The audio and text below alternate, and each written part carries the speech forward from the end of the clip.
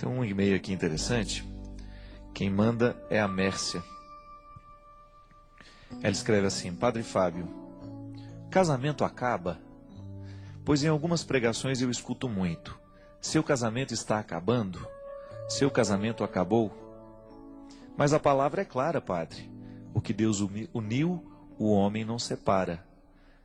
E que o matrimônio só finda com a morte. Muito inteligente a sua pergunta, Mércia, porque ela dá margem para uma reflexão muito interessante. Perguntas inteligentes proporcionam reflexões profundas, né?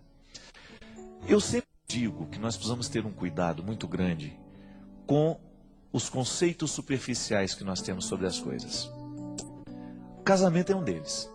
Às vezes nós achamos que estar casado com uma pessoa é a garantia do sacramento para a vida inteira. Eu estou casado, eu me casei, fui lá diante do padre. Só que é um detalhe: sacramento não é mágica. O que Deus uniu, tá certo, a palavra é clara, o homem não separe. Que o homem não separe, né? Que a palavra é assim: o que Deus uniu, o homem não separa. Fazemos a distinção agora. Tudo bem, Deus uniu. Mas o que Deus une precisa o tempo todo do cuidado humano. Não existe mágica no sacramento. Tanto é que o casamento, que às vezes a gente usa o termo muito errado, né? Quem celebrou seu casamento? Ah, o padre fulano de tal. Deus me livre, eu não celebrei casamento de ninguém, não casei com ninguém. Eu apenas presidi a celebração, porque quem celebra o casamento são os noivos.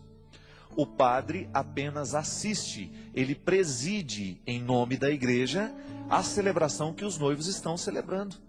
Eu não casei com ninguém, então eu não celebrei casamento de ninguém. Vamos aprender isso, que às vezes nós usamos os termos errados. Quem celebrou o seu casamento? Eu e meu marido. Agora, o padre que presidiu, que assistiu à cerimônia, foi o padre fulano de tal. Tudo bem.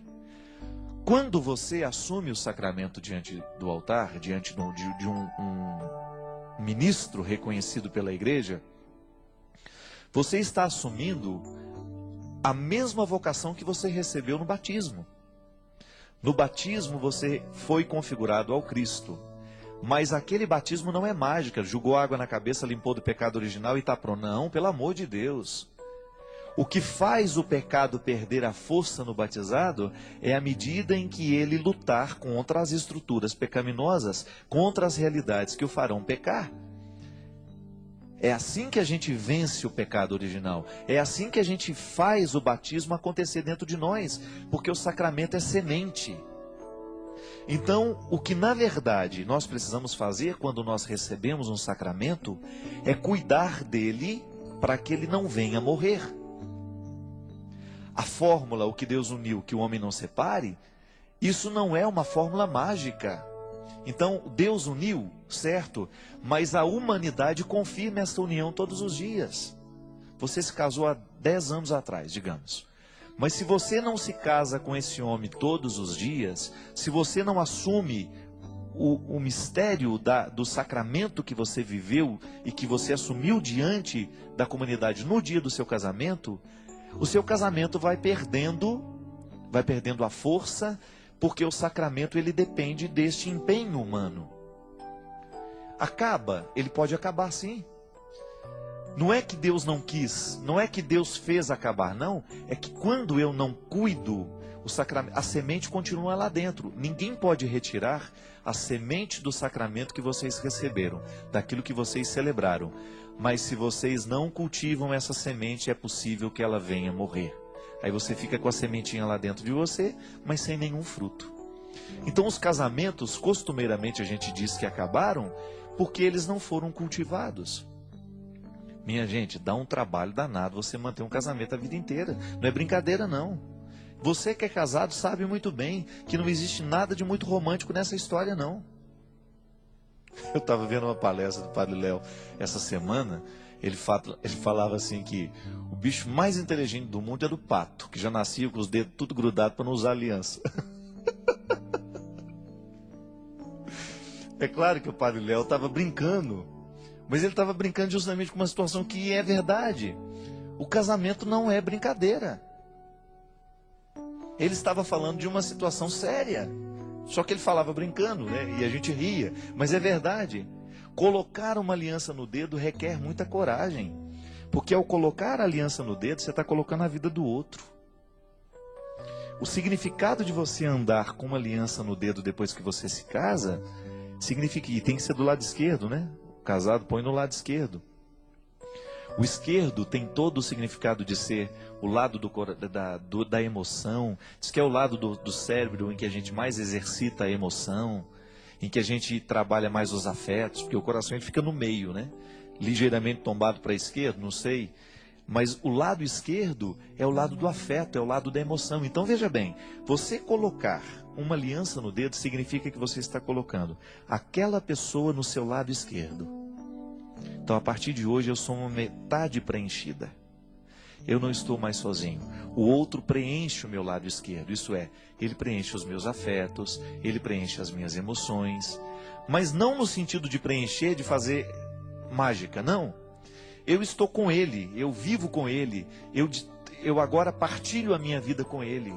E ter o outro do lado esquerdo, na aliança no dedo, é você viver o comprometimento com tudo aquilo que significa casar-se. Ter uma casa, constituir uma família, isso é, ser pai, ser mãe. É você deixar de pensar só em você. É você deixar de pensar somente nas suas necessidades, mas você abrir-se para o outro. Veja bem que você tem um outro lado do seu lado. Você não está mais sozinho. Eu, como padre, por exemplo, eu posso ser transferido a qualquer hora, eu posso mudar do Brasil a qualquer hora, eu posso mudar de missão, por quê? Sou eu e eu. A partir do momento que casa, se você foi transferido, se você tem uma oportunidade de trabalho num outro lugar, você sabe, quanto maior é a família, maior é a dificuldade de transpor todo mundo. Porque você mexe na estrutura de todo mundo. Então, quando você é solteiro e você tem uma oportunidade de trabalho, você decide diferente do momento em que você vai ser casado. Porque você não pode pensar só em você mais. Certo? Mas ninguém quis isso para você, foi você que escolheu, não venha reclamar. Você que arrumou essa história. Você que quis casar. Vá lá na palavra de Deus que São Paulo recomenda que ninguém se case, né? Já que casou, ele fala, é melhor que não se case, mas já que casou, mas não vem o caso. A gente tem uma interpretação positiva do casamento. Você vê muita gente realizada se casando e vivendo feliz mesmo. Não é para sempre não, porque o para sempre sempre acaba. Já dizia o poeta Renato Russo, né? O para sempre ele tem que ser cultivado todos os dias, senão ele acaba também. Quando é que eu vivo o meu para sempre? Hora por hora, dia por dia, minuto a minuto. Vivendo as alegrias, as tristezas, como dizia o outro poeta, cada um sabe a dor e a delícia de ser o que é. Então, quando você sabe a dor e a delícia de ser o que você é, e você se casa, você começa a sentir a dor e a delícia de ser o que você é, e de ser o que você é quando junto com ele. Juntou, virou outra pessoa. É o mistério, né? Um eu encontra-se com o tu e forma um nós. O casal, ele tem vida própria, é engraçado isso, né? Por mais que você viva sozinha e tenha uma vida, tenha facilidade de arquitetar sua vida sem o outro por perto o tempo todo, mas na hora que o casal está junto, é como se ele tivesse uma vida própria, é uma terceira pessoa. Esse é o mistério do casamento, minha filha. Agora, isso não é milagre não, isso não é garantia só porque o padre abençoou, isso vai ser para o resto da vida. Esse que o homem não separe não é o que está lá de fora não, são os dois que se juntaram. Porque às vezes dá a impressão que essa expressão é assim, então o homem não pode separar, então dá a impressão que o homem é um juiz de direito que depois vem aqui e assina, faz a gente assinar um documento que nós estamos judicialmente separados, ou que vem um padre e fala, não, vocês não casaram coisa nenhuma, não. Os que recebem o sacramento e com a certeza de que Deus manterá unido, recebem também a responsabilidade, então que vocês não se separem, que vocês cuidem para que a relação de vocês seja estável e que essa relação possa fazer bem. Agora, no dia a dia, você terá que descobrir como fazer essa relação fazer bem, crescer bem. Porque não será milagre. Não é mesmo,